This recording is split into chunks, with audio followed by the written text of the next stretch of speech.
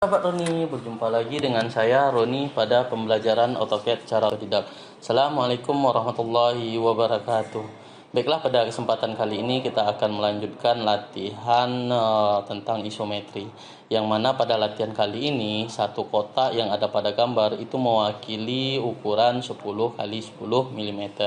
Baiklah, untuk dalam proses penggambaran isometri ini kita harus terlebih dahulu menyeting dari tampilan AutoCAD sendiri dengan menggunakan perintah DS, kemudian kita spasi, kemudian kita pilih ini adalah isometri snap, kemudian kita OK kan.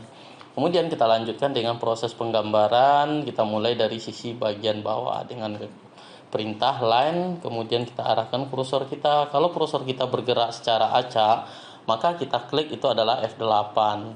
Itu dimana ke atas itu adalah 30, kemudian F5 itu ke kanan itu adalah 60, ke bawah itu adalah 30, kemudian ke depan ini adalah 20, kemudian ke atas adalah 10, ke kiri itu adalah 20, kemudian ke bawah itu adalah 10, dan diakhiri dengan titik endpoint. Kemudian kita lanjutkan dengan membuat garis ke sisi bagian kiri atas itu sepanjang 60, kemudian ke atas kalau kita hitung itu adalah 60, kita klik F5 ke atas 60, kemudian ke depan ini adalah 40, ke bawah itu adalah 30, dan kita akhir di titik endpoint ini. Kemudian kita lanjutkan dengan sisi bagian atas, kalau kita hitung ini adalah 40, dan ini kalau kita tarik garis lurus itu adalah 40.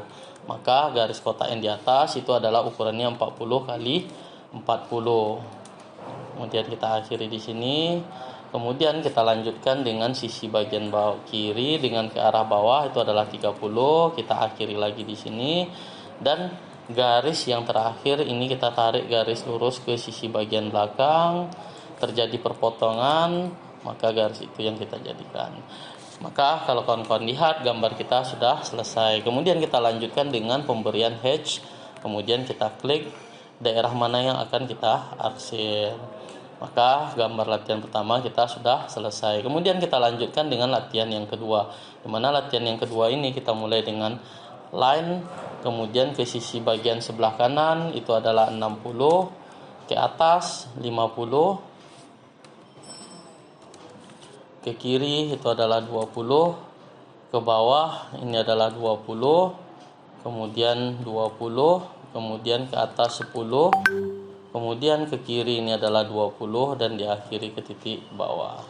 Kemudian kita lanjutkan dengan membuat line, di sini F5, 1 2 3 60, kemudian ke atas ini 1 2 50, di sini ada 20, kemudian ke bawah adalah 20, ke kiri 20, ke atas ini adalah 10, kemudian kita akhir di titik endpoint ini.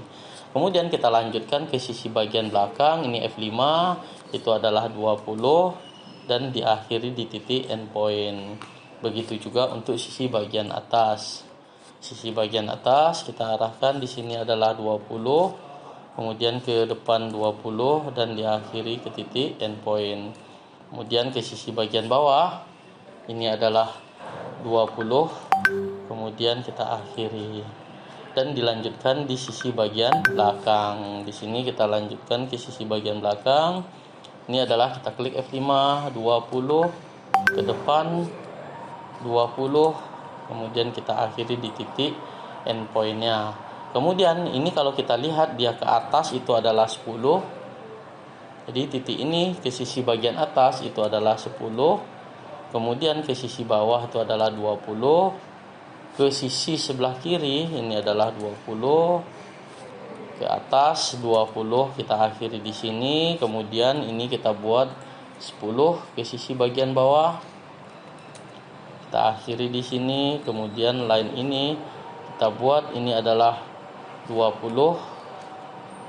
Mohon maaf, ini kita klik F5 terlebih dahulu, ini adalah 20, kemudian kita akhiri. Maka kalau kawan-kawan lihat gambar yang kita kerjakan telah sesuai. Mohon maaf, ini ada sisi bagian bawah, ini ke bawah itu adalah 20, kemudian kita akhiri di sini 20 juga. Maka kemudian kita lanjutkan dengan hatch. Ini kita hatch juga. Maka kalau kawan-kawan lihat, latihan kita sudah selesai. Kemudian kita kembalikan ke posisi semula dengan mengetik DS spasi. Ini kita ganti dengan rectangular. Kemudian kita rekan, kita blok. Kemudian ini kita copy lagi. Kemudian kita blok. Kemudian ini kita blok, kita geser atau kita pindahkan ke sisi bagian yang sebelah. Mohon maaf, ini ada sedikit trouble.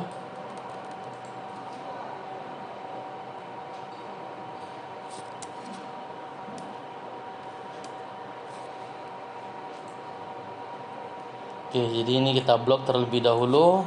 Ini kita geser ke posisi yang di sini kita ketik F8 agar dia bisa kita pindahkan ke posisi bagian tengah gambar. Maka latihan kita sudah selesai dan sesuai dengan contoh yang kita inginkan. Mungkin sekian tutorial kita pada kali ini, mudah-mudahan bermanfaat bagi kawan-kawan yang ingin belajar AutoCAD secara otodidak. Sekian, selamat pagi. Assalamualaikum warahmatullahi wabarakatuh.